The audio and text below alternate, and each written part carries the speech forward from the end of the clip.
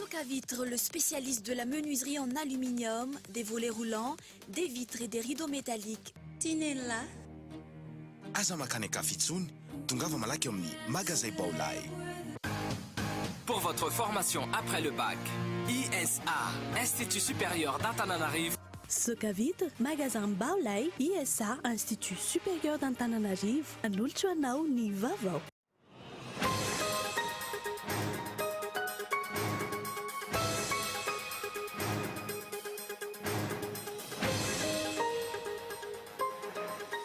Mila soloana faran'izay aingana ny senita ho ny filohan'ny antenimera-pirenena nandritra ny fihaonana tamin'ny filoha-pirenena io arivo io mbola resaka pacte de responsabilité sy ny memorandum no niresahany tamin'izany tsy misy mety milaza kosa nefa hoe firy maro ny ireo solombavam-bahoaka efa nanosony izany izany hoe ilay memorandum fa ny hoe efa misy no asesiky ny andany sy ny ankilany. Nitoso matsara ny fanondranana bois de rose amin'izao fotoana izao hoy ny Alliance Voarigasy. Voatoy no piraitsy kombakomba amin'ity fanondranana bolabolana antsokosoko ity ny sampandraraha iray mifanatotra amin'ny primature. Ny fanaofanana ny kolikoly no vahaolana amin'ny fanondranana antsokosoko ireo harem-pirenena eto Madagasikara hoy ny masivoan'ny Allemagne tonga eto amintsika. Tsy manaiky ny fisian'ny famonoan'ny tandro filaminana olon-tsotra ny atsimo ny mpitondra malagasy. Izy kosa ny fanambarana ny cellule opérationnelle sy cellule de communication hoy ny ministre ny fiarovam-pirenena momba ny Rara Jean-Pierre laza ny sekretera-panjakana miadidin'ny zandarmarie-pirenena Paza Digue tsy miditra amin'ny raharahany fisarana izy ireo. Olona roa indray no maty ny aretina pesta ary iray no mbola any amin'ny hopitaly tany amin'ny tanàna ny Ankazo any amin'ny komina Mahitsy raha nitatitra nataony talehiparitra ny fahasalamana eto amin'ny faritra Analamanga. Pesta bibonika no nahazo ireo olona ireo tsy fanatoana tobim-pahasalamana arim-potoana no mahatonga ny fahafatesana noho ny mpitsabo. Any ivelany mitony findranan'ireo mpifindramona any Eropa tsy mbola mazava ny fifanarahan'ny Eropeana momba ny fitsinjarana azy ireo ny zava-misy dia saika ny Allemagne sy Suède avokoa ny ankehitriny no hiazakazahany ankamaroan'ny mpifindramona. Ny andiliny zavatra.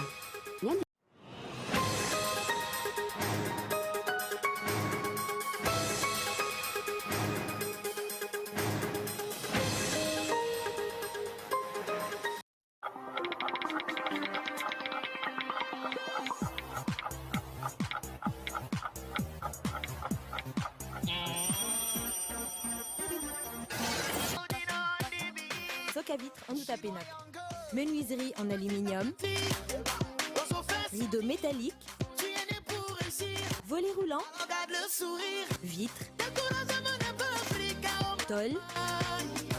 Socavitre en Outapénac. 020 22 682 28 033 11 256 63.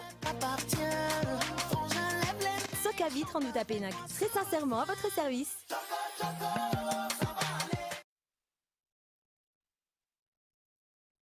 Ny hazo ny vanon-kolakana, ny taninandriny ny tsara. Ny orinasa Madagascar Evolution Immobilier dia vonina anome fahafa-po anao an-trano an'izay mikasa hividy tany. Toerana maro azo isafidianana no atolotra ho anao amin'izany toy ny eo Amboanjobe, Bevalala, Ambatondrahavavy, Jangaina, Antsahamarifosy, Manandrina, Ambohimanga. Maimaimpona ny fitsidiana ary mampandrisaina anao amin'ny fikarakarana ny taratasy rehetra. Gora mila fanazavana fanampiny ianao dia aza misalasala miantso ny laharana 033 21 099 06 034 14 099 06 na 22 566 54. Madagascar Évolution Immobilier, un avenir sûr, investir, bâtir pour le futur. Des nouvelles gammes de produits débarquent chez Baolay. Des produits performants possédant une polyvalence incroyable.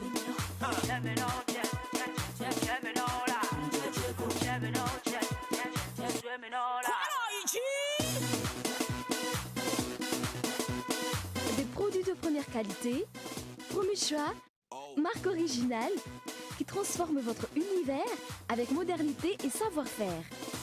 Baolay, toujours meilleur. Pour votre formation après le bac, ISA, Institut supérieur d'Antananarivo Ampatsakan Ambulkanj, vous propose les modules suivants. Secrétariat de direction, bureautique, informatique, filière, gestion et management d'entreprise, commerce international et opérations douanières, commerce force de vente. Rentrée bac 2015, 2 octobre et 24 novembre pour ISA Ampatsakan, 6 octobre et 27 novembre pour ISA Ambulkanj. Pour votre formation en second cycle, ISA vous propose son lycée privé. Seconde, enseignement général, technique commerciale. Première, S, L, technique commerciale. Terminale A, C, D, technique commerciale. Matière informatique pour chaque niveau. Rentrée, octobre 2015. ISA Ampatsakan, derrière Knap Saint-Péflou. ISA Ambulkanj, premier tournoi à gauche vers Biblave après arrêt busté Desanabusque 182. Contact 034 16 678 21 033 81 594 33. Vacances mlai, ararot ni illimité night, illimité daol ni SMS. Signant. Makanam best friends satel safidno, manjich ni ala tutul, am sivural, acham enura marain, am vidin arrivoire TTC Mood, asu yang ni 224 étoiles 3. Mlaya.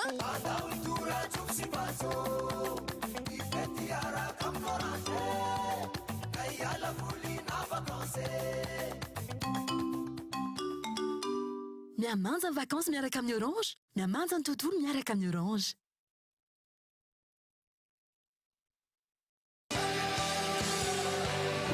Savy? Savy. Zavy. Rive. Alexia. Patrick no anarako. Tamsaha toa. Niotona. Ty vehivavy.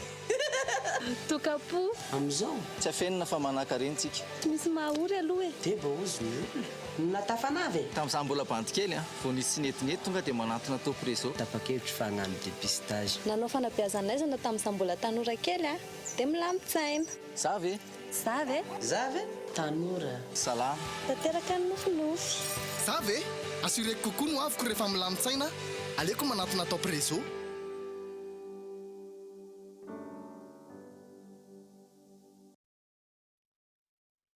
Célébration du 14e anniversaire du groupe LifeMate. Remise spéciale de 40 à 50% sur certains meubles. Grand remise exceptionnelle pour tous les meubles. Nombre de choix d'articles sera à votre portée, comme les salons de haute qualité, chambres à coucher,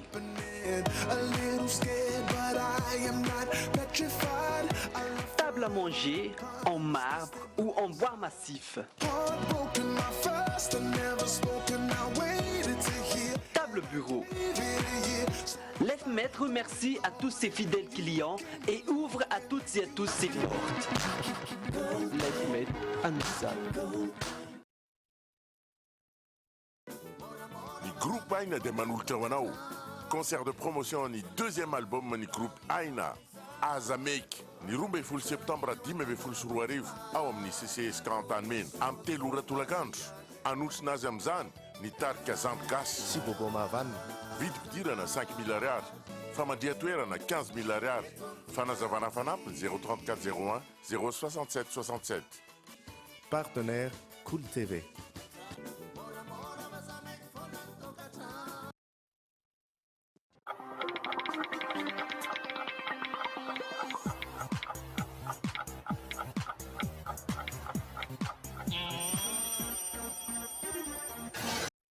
Dia mbola falitafaraka aminao indray tomboka lasy tsomboka avy amin'izao takarivo izao tonga soa indray atao anatin'ny fampahalamba avao ny fahitalavitra Cool TV miarahaba manokana ireo mpanaraka izany amin'ny alalan'ny fahitalavitra FM any amin'ny faritany Toamasina, ny fahitalavitra DSTV any amin'ny faritany Antsiranana ary ny fahitalavitra TNTV any amin'ny faritany Fianarantsoa. Vao mikasika ny antanterana ny fifidianana farany teo avy hatrany isantarantsika ny fiarahana ho amin'ity hariva ity morona tsikelikely makany amin'ny fanafoana ny voka-pifidianana rehetra eto Antananarivo renivohitra ny zava-misy any anivony ny fitsarana misana ny raharaham-panjakana ankehitriny. Samy apanga ny senita sy ny fomba ny karakara ny fifidianana avokoa na ny avy amin'ny mpitory ny kandida Lalatinda Rakotondrazafy na ny torina ny kandida Laura Valomanana tapitra androany kosa ny fitsarana azony ny besin'ny marona trehina. Arao ny fanadidiny Sorakotondrina. Ny faran'androany ny fitsarana ireo raharam-pitoriana rehetra mikasika ny fifidianana kominaly farany teo ho an'ny faritra Analamanga. Ho an'Antananarivo renivohitra manokana, moronana amin'ny fanafoanana ny vokatra rehetra manerana ny komina Antananarivo renivohitra ny zava-misy ankehitriny araka ny endrik'ireo fitarainana sy ny ady hevitra mandeha ao anatin'izany. Mitodika makany amin'ny senita sy ny tsy fahatomombanana teo amin'ny fikarakarana izay fifidianana izay ihany koa ny rehetra manoloana ny resabe momba ny legonlista tim atao anatin'ny bilita tokana. No mamafisin'ny mpiaro Andramatola Laura Valomanana fa nahazo alalana tamin'ny senita izy ireo matoa nametraka iny solona anarany iny. Ny nandritra ny fitsarana andreo zany dia hita ry voalaza tompoko ary ny profonay fa tsy nisy fantikana lalana nataony Madame Laura Valomanana zany mihitsy teo tompoko satria nanaja ny lalana amin'ny fifidianana ketraketra tompoko ary nisy didina avoakan'ny senita tamin'ny volana May izay nilaza fa azo atao mampiasa solona anarana ka dia aiza ho aiza ao anatin'izay tompoko ny filazain'ny Madame Rakotondraza Filalatina hoe mandika lalana i Madame Laura Valomanana tompoko. Samy mandika arak'izay itiavany azy ve izany ny lalàna nitondrana ny fifidianana farany teo iny. Raha tsy aivina, isan'ireo nahazona fanakianana avy amin'ireo hery politika maro ny fanovana ny fitsipidalao teny am-pandehanana tamin'izao fikarakarana ny fifidianana izao. Isan'izany ny andinin'ny 17 amin'ny décret 2015-617 izay miteraka izao olana izao. Du décret 2015-617 qui stipule le bulletin unique etc. Par conséquent, tout emblème ou titre de liste de candidat contenant un nom ou prénom doit faire l'objet de modification. Toutefois, le cas échéant, l'utilisation de pseudonymes ou nom d'emprunt ou diminutif est autorisée. Tikanzan, Monsieur le Président, c'est l'interprétation en tête en matière tout. Fa azouraisi na pseudonyme na nom d'emprunt fa tsy diminutif akosakory. Ny avy amin'ny antoko tim ihany anefa no nahazo io ambara fa délibération-ny senita mikasika ny fampiasana solonanarana sy ny sisa izay. Iza izany no namitaka an'iza ao anatin'izao raharaha izao. Iza no miraitsy kombakomba amin'iza. Milaza tsy ho nahazo izany ny kandida Lalatina Rakotondrazafy ary tsy nahalala ny fisiany izany. Izany raha ny lojika zany matoa afaka nampiasa an'ilay anarana hoe neny izy tao anatin'ny logo any tamin'ny bulletin unique dia dikan'izay nahalala amin'ny fisian'ilay délibération izy zany talohan'ny fifidianana talohan'ny datiny 5 May daty farany nafahana nametraka ny antota taratasy filatsar-kofidiana. Rehefa nanontaniana nefa ny hoe oviana marina zany ny teo am-pelatananareo zay ary maninona ary nareo rery nahalalanaizay dia hoe tokony nanao diligence ianareo na hoe io kosa ve moa izy nareo afaka manandeha nangataka tany amin'ny senita amin'ny fomba ahoana moa ny angatana zavatra tsy fantatray ny fisiny. Mazava kosa nefa ny ambarany io andinin'ny 17 io ho an'ny mpitory ary tsy manana alalana anovany dikany izany lalàna izany ny senita. Texte mazava iny ka tsy nilana tsony ny interprétation ary tsy nanana fahefana ny senita anova ny sensan'ny lalàna ao anatiny. Ny tsy fanarahan-dalàna nataon'ny lisitra netin'ny kandidaty Laura Valomanana dia fametrahana solonanarana tokana tao anatin'ny bulletin izay averina ihany fa ny resaka fifidianana amin'ny communal dia scrutin de liste. Izany hoe tsy olona ray no fidinao fa ny lista ray manontolo. Nisy kajy politika ampandresena ny kandida Laura Valomanana hatrany am-piandohana ve izany manodidina ity raharaha ity. Mety ho fika politika tafiditra ao anatin'ny fiarahan'ny tim, ny HVM ary ny MTS tahaka ny zava-misy tao anatin'ny gouvernemanta nandritra izay iray taona sy tapany izay ve izany. Sa mety ho kajy politika anakorotanana ny fifidianana eto Antananarivo renivohitra mba ahafahana mametraka PDS mandritra ny fotoana maritra. Iza no nanome baiko ny senita ankatony logon'ny antoko politika nasimpanovana nefa fifidianana ofisialy. Raha ny zava-misy ankehitriny, akoatra ny fangatahana ny fanalana andarana ny kandida Laura Valomanana, moroso makany amin'ny fanafoanana sy ny famerenana ny fifidianana kominaly ny eto Antananarivo renivohitra, manoloana ireo teboka maromaro tsy mazava mandritra ny fikarakarana ny fifidianana ireo. Efa nisy ihany koa ny fangatahana fanafoanana tanteraka izay fifidianana eto Antananarivo renivohitra izay nataon'ny kandida Lalatina Rakotondrazafy. Efa namoaka fanambarana an-tsoratra ihany koa ny senita omaly ariva fa tsy mbola aneo hevitra raha tsy aorian'ny fivoahan'ny valim-pifidianana amin'ny fomba ofisialy. Andrasana arak'izany ny didim-pitsarana rehetra amin'ny 17 volana Septambra ho avy izao mikasika ireo fitoriana sy fitarainana ireo. manoloan'izany mila soloana faran'izay aingana ny senita ho ny filohan'ny anteny miram-pirenena niona tamin'ny filohan'ny anteny miram-pirenena ny filoha Erazanary Mampiana io ariva io mbola resaka mikasika ilay pacte de responsabilité sy ny memorandum raha nambaran'ny filohan'ny anteny miram-pirenena tsy misy mety milaza kosa nefa hoe firmarina ny solombam-bahoaka efa nanao siny izany memorandum izany fa ny hoe efa misy no asesiky ny andaniny sy ny ankilany fanadidina. Taorian'ny 12 Jona intelo metaona no efa niaona ny filoham-pirenena sy ny filohan'ny anteny miram-pirenena ary fanefany amin'izany fiaonana izany ity natao androany hariva ity. Tsy misy mety manamafy hatreto hoe firy marina ary iza avy ireo solombam-bahoaka efa nanao sony ny memorandum de stabilité ary manaiky ny anolo-tanana ny filoham-pirenena. Rehefa antanina ireo tompony andraikitra mikasika izany dia milaza fotsiny hoe tokony fanolo-tanana amin'ny fampandrosoana ny firenena. Tsy tokony atahotra ny antso fivoriana tsy ara-potoana nefa ny mpanantanteraka raha manana izay maro anisa izay. Ny fanoloana ny senita sy ny momba ny pacte de responsabilité no tena noresahana tamin'ny filoham-pirenena hoy ny filohan'ny anteny miram-pirenena Andriamatoa Jean-Marc Sarrakotomamonjy. Io zao ny etaeta ny hoe tokony hisian'ny session extraordinaire tokony handinihana ny loi de finance rectificative. Misy ny lalàna maro satria mbola misy ny rafitra zay mbola tsy voapetraka eto amin'ny firenena ohatra ny senita zao dia efa tapitra ny mission zay tokony nataon'ny senita fa tokony ho hisy rafitra vaovao ka misy lalàna zay maika tokony holanina anisan'ny zavatra mety ho resahanay zany ary io ihany koa ny fandehandraharaha-pirenena amin'ny ankapobeny zay tokony heverina fandinihana ary anisan'ny zavatra zay mety ho resahana ity zavatra manetikitika ny sain'ny vahoaka mahakasika ny pacte de responsabilité ity. Manoloana izay fananan'ny gouvernement tany maro anisa eny amin'ny anteny miram-pirenena izay tsy mbola misy resaka ny momba ity fivoriana tsy ara-potoana ity mbola any akibon'ny omby izany hoy ny Prime Ministre Ravelonarivo. Hatreto aloha mbola tsy misy daty voafaritra fa tsy ho ela zay ny lazaiko tsy tiako ny miteny mialoha hoe raha piso na afaka piso fa eo tsika mahita azy fa tsy ho ela dia ho tonga zay daty ny session extraordinaire zay.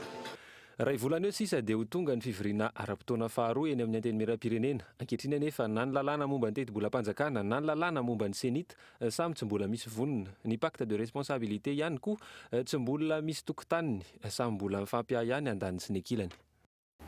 Fitanana ny volam-bahoaka trosababen'ny fanjakana malagasy amin'ny firenena rosianina mitetina $6.20 tapitrisa natolotra Kremlin anaovana asa fampandrosoana amin'ny seritry ny angovo ny fanabeazana ary ny fahasalamana.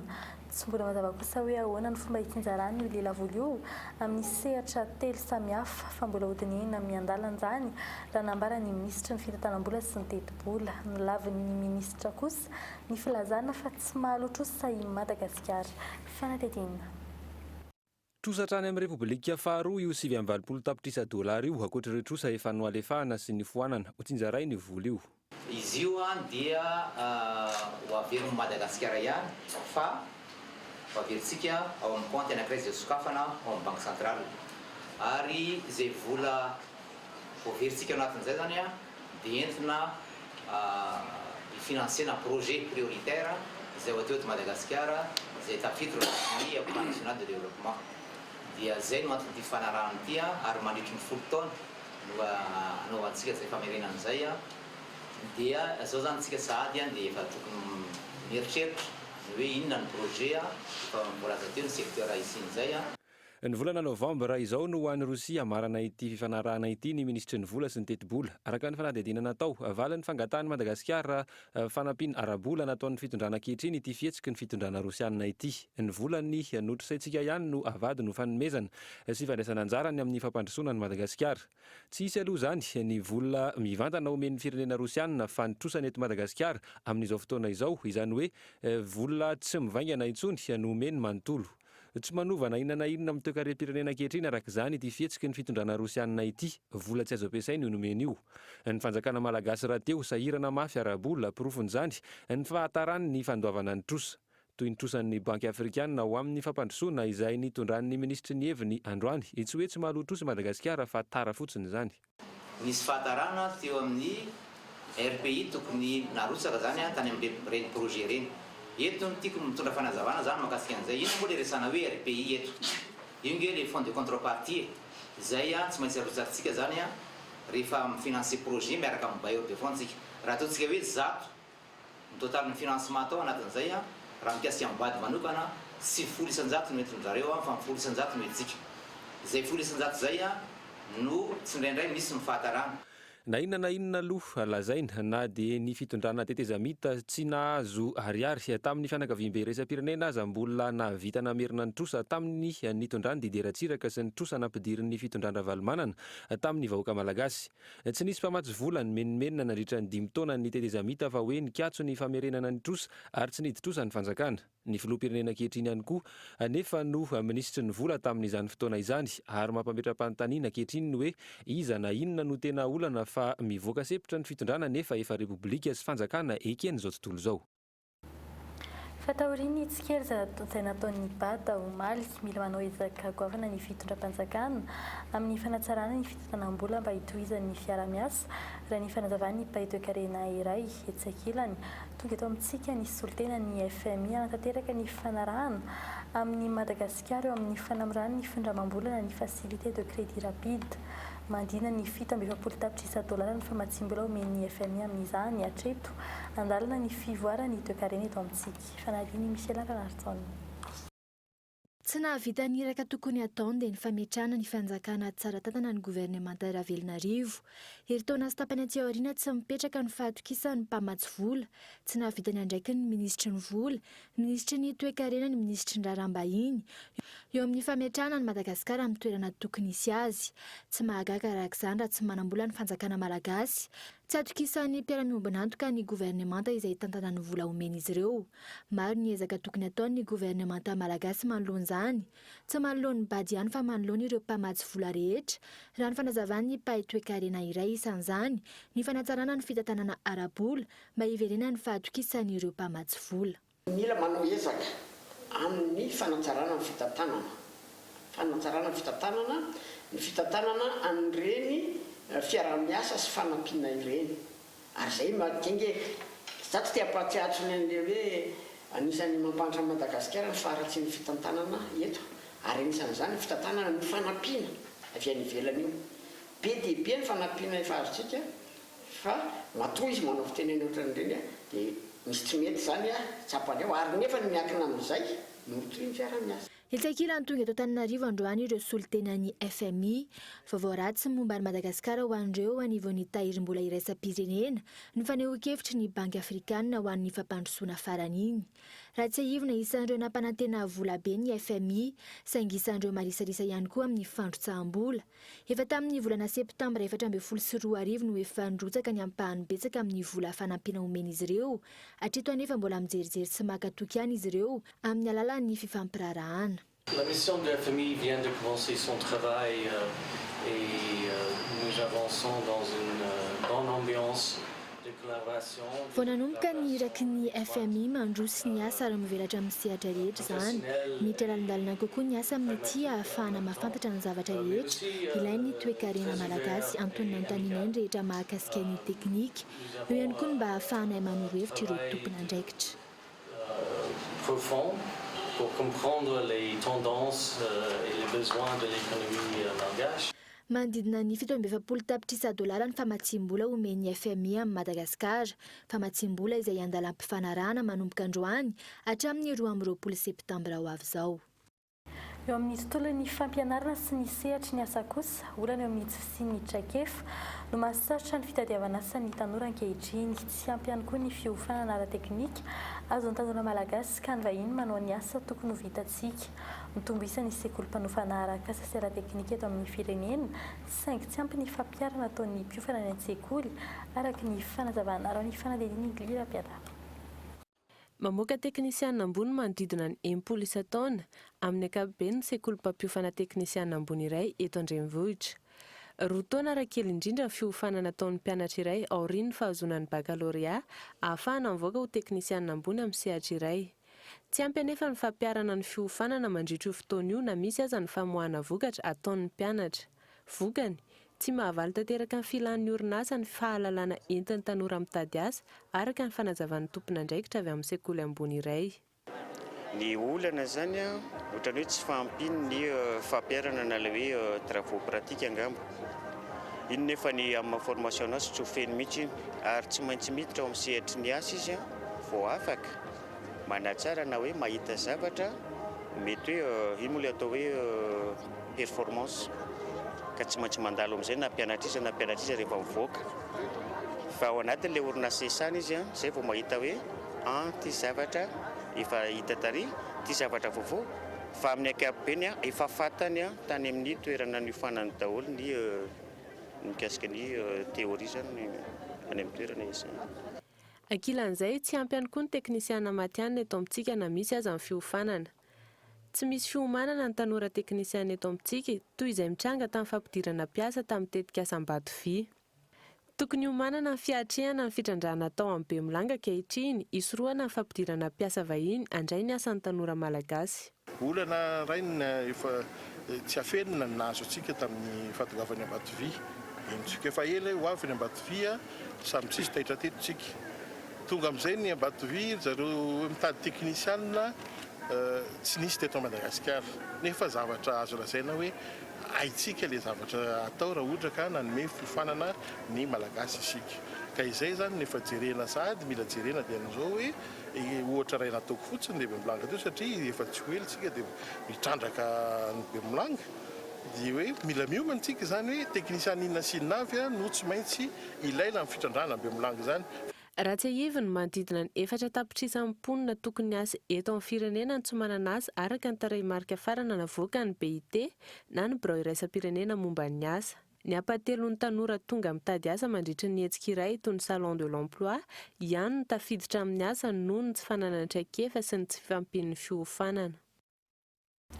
Mbola mizay pejiny toekaren'izay hatrany mitohy ary tsy misy fanafana hatreto ny fandranana sy ny fanapahana andramena ntsokosoko raha ny fanazavana nomen'ny filohan'ny AVG androany. Tsy misy paikady mazava hoentin'ny fanjakana na foanana izany etsy ankilany. Tonga mitsidika ny Alliance Vargas sy ny mahasoivony Allemagne androany ny fanafoanana ny kolikoly raha ny fanazavana no vahaolana amin'ny fandranana ntsokosoko ny harem-pirenena. Fanatetiana. Tsy mbola nisy fivoarana ny ady amin'ny kolikoly amin'ny fandranana andramena eto Madagasikara. Entitra ny filoham-pirenena tamin'ny 12 Janoary 2024 saingy hatreto aloha mitohy ny fandranana andramena ary mirahira sy manao izany ampilaminana ireo mpanambola. Toy izao Ratsahivy ny bolabolana andramena voaondrana nandritra ity taona ity tany amin'ny faritra Savatana nanambody Rafy 10 kilometatra miala Nantala andramena 200 taonina no nivoaka an-tsokosoko. Ny tany amin'ny faritra Nalanjorofo tanàna Antanambe 10 kilometatra miala ny Mananara avaratra bolabola 3 isa milanja 300 taonina nivoaka ny 12 Janoary lasa teo. Mitohy ny fanaovana ny inventaire saingy mitohy ihany koa ny fanondranana an-tsokosoko raha nambara ny AVG tsy fantatra mazava amin'ny paikady entin'ny fanjakana amin'izany. Ary ny zavatra fantatra ihany koa fantatsika rehetrarehetra zany mbola mitohy foana ny fanapahana sy ny fanondranana boîte de rose mandrakity ny androany. Zavatra fantatsika koa dia efa nisy olona anankiray iny vao sambotra il y a 2 mois de cela noho ny fiara-miasan'ny vokatry ny fiara-miasan'ny Bianco sy Alliance Vargas dia navoaka ny chaîne pénale anticorruption indray zany pour vice de procédure. Satronainy hoentina any filoham-pirenena zay na any mpanapa-kevitra ny firenena mba asio karazana sinina kely ihany zany amin'ny ady amin'ny kolikoly lehibe amin'ny haute corruption zany eto Madagasikara fa tsy tafavoaka mihitsy raha tsisy an'izay. Ny faharoa dia le resaka hoe tsy misy vision misy ny fitondrana an'ity firenena ity. Rehefa hilatsaka filoham-pirenena ianao na anao ministra zany dia fidina. Dia rehefa lany ianao zay vao misy programme fanjakana pour 5 ans. Zany foana ny eto amintsika fa le vina lavitresaka zany tsy misy. Etsy ankilany voatonona ho piraitsy-kombakomba amin'ny fanondranana bolabolana andramena an-tsokosoko ity ny sapan-draharaha iray mifamatotra amin'ny primature. Nitsitsika ny Alliance Vargas androany ny mahasovoan'ny Allemagne. Maro ny fanazavany ny antony tsy mampitsahatra ny fanondranana an-tsokosoko ny harena eto Madagasikara. Isany misongadina amin'izany ny kolikoly. Première question est la suppression de la corruption dans tous les sphères. Ny fanafanana ny kolikoly ny lahara-pahamehana na any amin'ny firenena tahaka ny Allemagne azy ilainy izany. Mila mametraka rafitra maromaro, mafy ary mahaloa-tena miady amin'ny kolikoly. Tsy ampy ny fifampiresahana ara-politika mahakasika ireo tebika lehibe amin'ny firenena tahaka ireo harena ny fampianarana, ny fahasalamana sy ny fiarovana ny tontolo iainana. Contre la corruption, les institutions de contrôle des dépenses de l'État. Raha ny statistikany AVG manodidina ny andramena 540 taonina ny fantatra fa voaondrana antsokotsoko ny volana janoary sy febroary 2024, fotoana nabetsaka ny fanondranana raha toka ny faritra Nalanjorofo no nahitana fanapahana betsaka indrindra manodidina ny 3 hetsy sy tapitrisa ariary kosa ny bolabolan'andramena iray. Lafo mavafa kosa indray raha toka mbola nametraka ny ayainy amin'ny idirany Jiolatssambo amin'ny fahadranomasina Madagasikara ny samifine izay manara-maso ny fampitsiam-bola amin'ny ity sehatra ity. Nisy ny fiantsona ny sambo alatra iray fantatra amin'ny anarana hoe Cataleya 2 tao amin'ny serana Napasindava ao Antsiranana. Tsy mbola fantatra hatreto ny antondiany saingy teratany afrikana Tatsimo Rola no anaovan'ny mpitandron'ny filaminana fanadihadiana any an-toerana Arony fanadihadiana. Ny 4 Aogositra farany teo naharay mailaka avy amin'ny Gendarmerie ao La Réunion ny Gendarmerie Antsiranana nampahafantatra fa nisy alatra sambo tao amin'ny serana ny La Réunion ka ao Antsiranana izany no heverin'izy ireo fa miantsona. Rehefa nidina antsehatra ny mpitandron'ny filaminana dia hita tao amin'ny serana Napasindava ilay sambo antsoina hoe Cataleya 2 izay tsy nahitana soratra na mikasika ny anarany na ny laharana hoentiny. Ny 7 Aogositra ny lehilahy teratany afrikanina roa no tratra tao amin'ny trano fandraisam-bahiny izay natoriany izay voalaza fa nitondra ilay sambo Cataleya 2. Tamin'ny 7 volana Aogosta tamin'ny 20 ora atoandro teo nasatsarina ireto rola mianaka ireto tamin'ny hôtel Libertalia. Nandeha andraikiny ireto polisy sy ny immigration no ny fidiran zareo antsokotsoko taty Antsiranana. Rehefa vita ny zareo tao immigration izay vao nandeha andraiky koa zareo tao amin'ny gendarmerie no ny fangalaran zareo ilay sambo Cataleya 2. Fa ny tompon'ilay sambo kosa efa tonga taty Antsiranana mitondra ny taratasy fanamarinana fatelana anazy ity sambo ity. Ny nidiran'ireo lehilahy roa ireo antsokotsoko teto Madagasikara ihany arak'izany no nahafana nanao fanadihadiana. Tsy mbola nanaovana fanadihadiana kosa no mikasika izay mety antondian'io sambo io sy ny entana nentiny raha toka nisy izany. Tranga izay mety hidirany raharaha Jiolatssambo izay nametrahany ny samifine ahakana nikafa amin'ny fanadihadiana ny fiantoboany ity herinandro ity. Olana tsy mbola ahafahantsika mandray andraikitra hatreto ny tsy fisiany mpitandron'ny filaminana amin'ny sanany fahadranomasina saingy efa andalana ny fananganan'izany ao anatin'ny fandarana Mas na ny Maritime Security izay ametrahana ny selule anti-piraterie eto anivon'ny ranomasimbe indianina. Mahakasika ny fidirana an-tsehatra rehefa misy piraterie na ny hoe ny intervention zany dia hoe tokony misy zany karazana miaramila atsangana hitambarana aty amin'ny ranomasimbe indianina. Ny programa fahaefatra zany dia ny fanamafisana ny fahaiza-manao n'ireo ty cellule anti-piraterie ty ary ny fahadimy zany izay idiran'ny service de renseignement financier miaraka amin'ny samifine tafiditra anatin'izany dia ny fanaraha-maso ny famatsiam-bola an'ireo asan-Jiolasambo sy ny vokatry ny asan-Jiolasambo. Ny komeza izay mana delegasion eto Madagasikara amin'izao fotoan'izao no hitantany fandaharana iadiana amin'ny Jiolatssambo io noho ny firenena amoron'ny Afrika Atsinanana voakasika izany ihany koa. Raha ny fantatra dia ao Somalia no iangan'ny Jiolatssambo aty amin'ny ranomasimbe indianina sy ny lakandrany ny Mozambika. Misy ihany koa ny fifanakalozana ara-barotra amin'ity vondrona ity sy ny firenena eto amin'ny ranomasimbe indianina izay ampiasana ny fitaterana an-dranomasina. Mikasika ny orinasa-panjakana Jirama kosa nahemitra ao amin'ny herin'ny androany indray ny fanjinany conseil d'arbitrage ny teboka voalohany amin'ny fitakiana ataon'ny farindry sindikaly ity orinasa-panjakana ity mikasika ny fitantanana anatin'ny orinasa izay miantefa amin'ny direction générale. Mbola anatin'ny médiation kosa ny teboka roa hafa dia ny fanoherana ny orinasa Symbion Power sy ny eo anivon'ny ministera ny angovo. Fantatra kosa fa tsy tonga tamin'ny fanelanelana izay nataon'ny direction du travail omaly mikasika ny fitakiana momban'ny orinasa Symbion Power ny tale généraly Jirama izay mbola sain'ireo mpiasa ireo amin'ny fifampiresahana. Arao ny fanampanazavana. fa olana aingana sy ngeza be amin'izao fotoana izao ny tokony ho fahatongavan'Andriamatoa tale généraly mbola miandry azy izahay mandrapatonga ny arbitrage raha vonina ny tale généraly na raha oviana dia vonina ny mpiasan'ny JIRAMA hiady hevitra aminy mikasika an'io Symbion Power io izay ho ampidirina eto Madagasikara fa ny hitanay hatreto dia tsy mamaly ary afenina io contrat io na aminareo mpanao gazety na aminay mpiasan'ny JIRAMA na amin'iza na mpanjifa tsisy manala an'io contrat io ny olona nanao sony azy ara ity tsy tonga miatrika ny fiatson'ny direction du travail eo Omaly ka izay zany ka amin'izay dia raha nisy nefa io dia tokony ho nivany ny olana raha teo izy raha naseho lay contrat dia nivany ny olana kanefa amin'izao lasa noho ny fihetsika ataon'ny direction générale indray dia lasa tsy maintsy mitohy ny tolona sy ny fitokonana nataon'ny mpiasan'ny JIRAMA. Vaovao mikasika ny fahasalamam-bahoaka kosa trangana pesta bubonika ilain'seho tany amin'ny fokontany nankazo any amin'ny kominy Mahitsy raha nitatitra avy amin'ny talepatry ny fahasalamana eto Analamanga androany roa ny maty hatreto raha nitatitra ofisialy hatrany etsakilan'izay tsy fanatorana tompom-pitsaboana rahampitaona no nahatonga ny fahafatesana raha nambara ny mpitsabo tompon'andraikitra any an-toerana fanarediana izy Rakotondry. Ny ampy roa indray ny matin'ny aretina pesta ary iray no mbola any amin'ny hôpitaly tamin'ny tanàna Nankazo ao amin'ny komina Mahitsy raha nitatitra nataon'ny taleparitry ny fahasalamana eto amin'ny faritra Analamanga androany. Pesta bibonika no nahazo ireo olona telo ireo raha nitatitra nataon'izy ireo raha toa ka pesta pulmonaire kosa nahafaty ireo olona 12 tany Moramanga. Tsy fahazona fitsaboana ara-potoana kosa no ambaran'ny mpitsabo tompon'andraikitra avy amin'ny antoerana ho nahatonga ny fahafatesana. Tsy nanantona tompom-pahasalamana mihitsy izy dia ny zaza faharoa lahady no nanomboka narary dia tsy nanantona tompom-pahasalamana.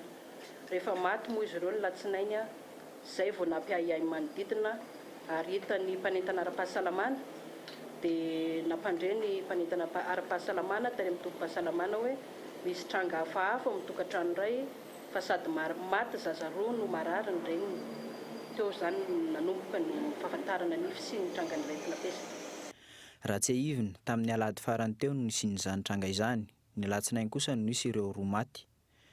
Tovolahy kely 7 taona sy 7 taona ireo namono ny ainy ireo raha ny fanazavan'ny taleparitry ny fahasalamana eto Analamanga. Ny reniny kosa no mbola manaraka fitsaboana ao Mahitsy. Efa nisy ny fidinana tany an-toerana nataon'ireo tompon'andraikitra amin'ny fahasalamana avy eto amin'ny faritra Analamanga hatramin'ny talata teo. Ireo tranga telo ireo aloha hatreto no voamarina raha nitatitra nataon'izy ireo. Efa nisy kosa ny fepetra noraisina mba hisorohana ny fianaky ny aretina toy ny fizarana fanafody ho an'ireo olona manodidina ireo maty sy marary. Tandraisina teny toerana rehefa hita izy dia eo amin'ny lafiny teknika dia nalevi naingana amin'ny fomba fanaovana azy anirotra le zaza roa. Faharoa mena fanafody daholo le olona mety fampikasoka atao amin'ny tokantrano fisorohana izay aretina izay tsy hianaka. Raha tsika manana fa rehefa alevina anirotra le izy dia satria misy fepetra tafiditra ao amin'ny tokony ho atao hoe tsy azo avadika, tsy azo hidirana fasina nandevenina olona matin'ny pesta ao anatin'ny 10 taona. Dia izay nanaovana azy anirotra zany dia tsy. Raha ny zava-misy ankehitriny mitsabo ireo marary hatreto no ataon'ny tompon'andraikitra mikasika ity aretina pesta ity. Tsy mbola hita kosa ireo famongorana mialoha. Ohatra amin'izany ny famongorana ireo voalavo mitondra ny pesta araka ny efa nodradradratraina tamin'ny taona 2012. Nakaiza ihany koa ireo mpisambotra voalavo nofanina sy nomena diplôma teny anivon'ny Institut Pasteur. Rahantsy tompilatsongo vavy ny soratra izay mivoaka tao anatin'ny fanehoan-kevitra izay narahinao teo tao anatin'ny fanadihadiana teo iny fa mikasika ny fandriampahalemana kosa afany any an-toerana ary afany vaovao-eno ty Antananarivo io navaly ny zandarmarie-pirenena ny fiampangany solotenan'ny PNUD Omaly tsy manaky ny fisiny ny famonoa ny mpitandro ny filaminana olon-tsotra any antsiny ny fitondrana malagasy izy kosa ny fananganana ny cellule opérationnelle sy ny cellule de communication ho ny ministry ny fiarovam-pirenena momba ny raharaha Jean-Pierre kosa nilaza ny sekretera mpanjakana miadidy ny zandarmarie-pirenena Paza Didier fa tsy miditra amin'ny raharahany fitsarana izy ireo fanadihana eto Andretsilavo. Tsy fantatra na roviana vao vita ny fanadihadiana anatiny ataon'ny zandarmarie-pirenena androany momba ilay daroka ny Arotazera nanjoa ilay mpitarika grevy teny Ankatso. Mampanantena kosa ny zandarmarie-pirenena fa avoakan'izy ireo ny mangarahara momba izay fanadihadiana izay. Manimba ny feritrereta amin'ny vahoaka ny mpitandro filaminana ireo fihetsika. izay tsy azo fekena dia mandray fepetra zany zay ao aminay ao hitanareo ihany izy fa aminareo mety atsapana zay fepetra zay. Tsy maintsy isy ny fanasaziana azy ireo aorian'ny fanadihadiana na izany azy afaka mitory izay te hitory hoy izy fa tsy miditra amin'ny raharaha fitsarana ny zandary. Ary misy ny fepetra raisana sur le plan disciplinaire.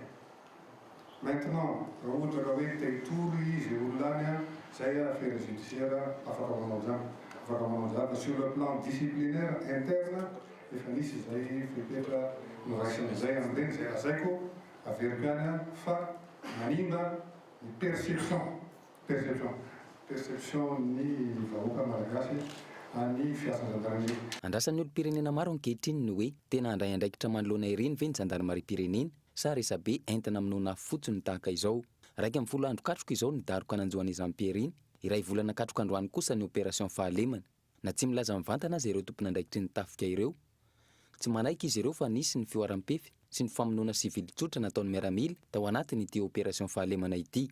Na dia maro azy ireo mponina sy ny olom-boafidy any an-toerana hatramin'ny sambondrarahany PNUD izay manana olona marobe miasa sy manao tetikasa samihafa any atsimo no milaza fa tsy miavaka ny sivily sy ny dahalo amin'ireo olona matin'ny mpitandro filaminana. Maro ny vaovao diso tonga eto Antananarivo hoy ny minisitra ary misy ny vahaolana hiatrehana izany.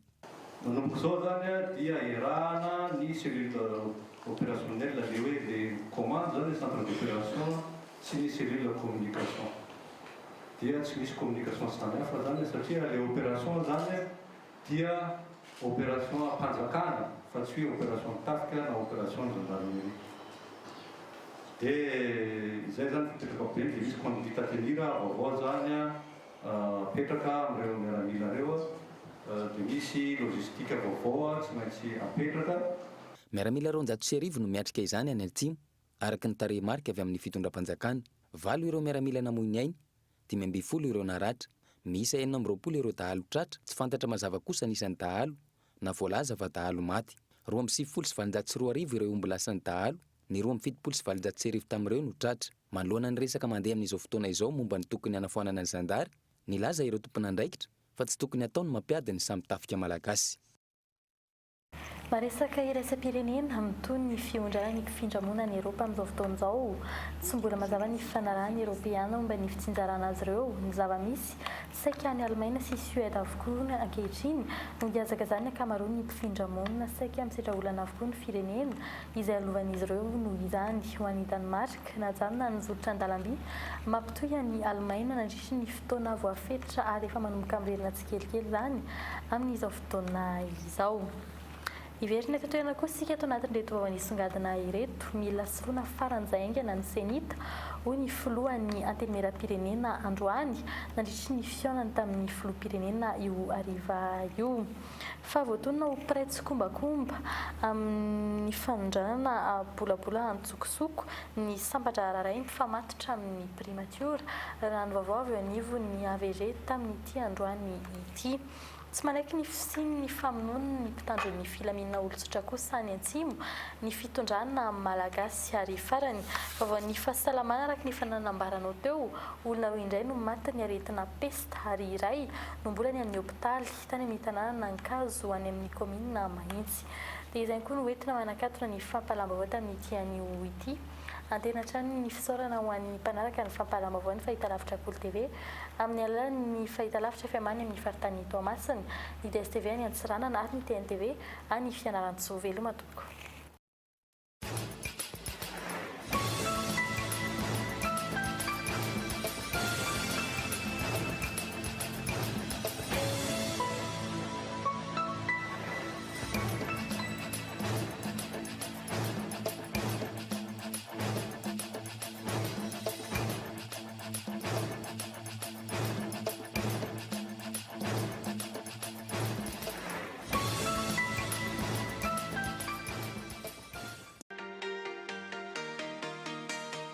Vitre, le spécialiste de la menuiserie en aluminium, des volets roulants, des vitres et des rideaux métalliques. Tinella.